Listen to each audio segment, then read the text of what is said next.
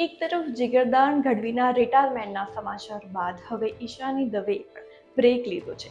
Film ગીતો ગાવા પરથી તે બ્રેક લઈ રહી છે. આ માહિતી તેમણે પોતે જ પોતાના સોશિયલ મીડિયા હેન્ડલ દ્વારા શેર કરી છે. ઈશાની દવેએ કહ્યું છે, એક સમય હતો જ્યારે સંગીત શ્વાસ લેવા જેવું લાગતું હતું, સહજ, સાચું, જીવતું. દરેક નોટ દિલમાંથી આવતી હતી, કોઈ દબાણ નહીં. સ્ટેજ ઘર જેવું લાગતું હતું, પણ પછી બધું બદલાઈ ગયું. જે ક્યારેય પ્રેમ લાગતો હતો એ ધીમે ધીમે ફરજ બની ગયું. ડેડલાઇનોએ સપનાઓને બદલી દીધા અને અપેક્ષાઓએ ભાવનાઓને. અને ક્યાંક વચ્ચે હું મને જ ગુમાવી બેઠી. હું ગાતી રહી, પણ એ પહેલો અહેસાસ રહ્યો નહીં.